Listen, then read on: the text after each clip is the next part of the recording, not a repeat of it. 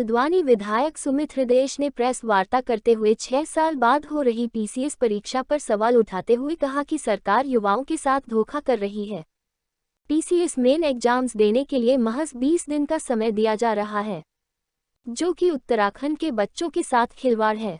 मुख्यमंत्री को इस पूरे मामले का संज्ञान लेकर पीसीएस मेंस की परीक्षा को स्थगित कराना चाहिए और बच्चों को समय देकर बाद में इस परीक्षा को कराना चाहिए।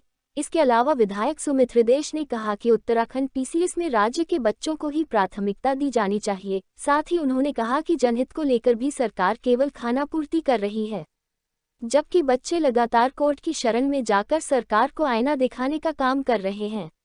बावजूद उसके युवाओं के साथ छलावा हो रहा है। पीसीएस का जो एग्जाम लोक सेवा आयोग जो कराती है, उसमें कई ऐसे उदाहरण दिए गए कि जो मल्टीपल चॉइस क्वेश्चन प्रीलिम्स का होता है, उसमें जो जवाब देखिए 6 साल तक आपने पीसीएस का कोई एग्जाम नहीं करा। जिस प्रकार से पूरा ये पीसीएस का एग्जाम इस बारी निर्धारित करा गया है या फिर इसकी जो पूरी प्रक्रिया है, ये वाकई में बहुत गजब की है।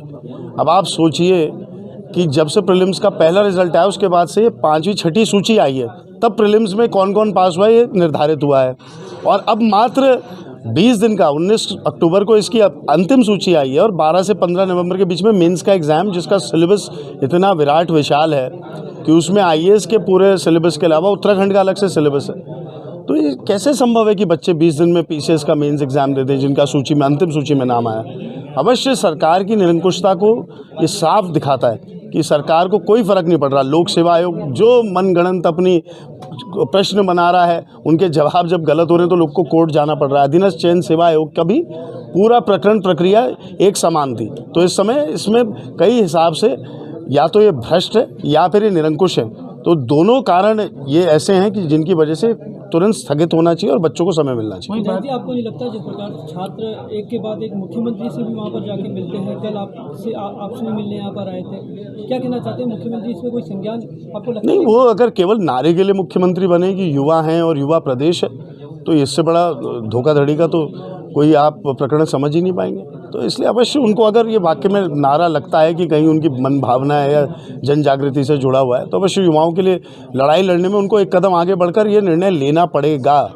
और नहीं लेंगे तो यही जो बच्चे सबसे होनहार बच्चे अगर ये सड़क पर उतर आए तो समझ लीजिए युवा ऐसी शक्ति है कि प्रदेश में हो देश में हो, सरकार को 2 मिनट में उखाड़ फेंकती है। जी, लगातार विधानसभा में भी आप छात्रों के नारों को बुलंद करते रहते हो, तो किस प्रकार से आगे आप कांग्रेस का घेराव करेगी देहरादून में? नहीं, देखिए ये बच्चे इस को लीड करेंगे, मेरी उनसे बात हुई है। अवश्य विरोध जो करेंगे उसमें कांग्रेस की जो लीडरशिप है अवश्य अपनी सहभागिता सुनिश्चित करेगी। वही बात करी जाए ग्रामीण पर कैपिटा अनएम्प्लॉयमेंट जो बेरोजगारी है, उत्तराखंड तो टॉप 5 राज्यों में इस देश के।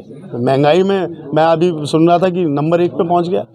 तो ये मुद्दे कहाँ हैं? धार्मिक उन्माद इनका विषय है। धार्मिक उन्माद की पीएचडी पाए हुए हैं, उसमें इन्होंने डॉक्टरेट करी हुई है। अब जनता जिस दिन ये समझ लेगी और जनता की आंखें जब खुल जाएंगी तो बाहर का रास्ता इनको जब दिखाएंगे तभी उस दिन उत्तराखंड का हेतु होगा। नियमों को आड़ में लेते हुए माननीय उच्च न्यायालय ने साफ निर्देश दिए हैं और जो नदी के सेंटर से 200 मीटर तक कोई ऐसा आप नहीं कूड़ा फेंक सकते हैं। ये सारे नियम एनजीटी और पर्यावरण मंत्रालय के पुराने नियम हैं। इनको आड़ में लेते हुए बिल्कुल खुलेआम जो गंदगी का अंबार स्वच्छ भारत की फ़ोटो लगाते हैं नगर निगम के भवन के बाहर, उसमें से 25% कूड़ा अगर वहाँ डाल दिया जाए तो नगर निगम की बिल्डिंग पूरी कवर हो जाएगी। ये हाल है। सड़क तक पे कूड़ा डाल दिया है। तो अब इनको मैंने कुछ समय की अवधि दी थी, अब वो क्योंकि ये पूरा नहीं कर पा रहे तो आवश्यक प्रदर्शन होना वहाँ तय हो चुका है।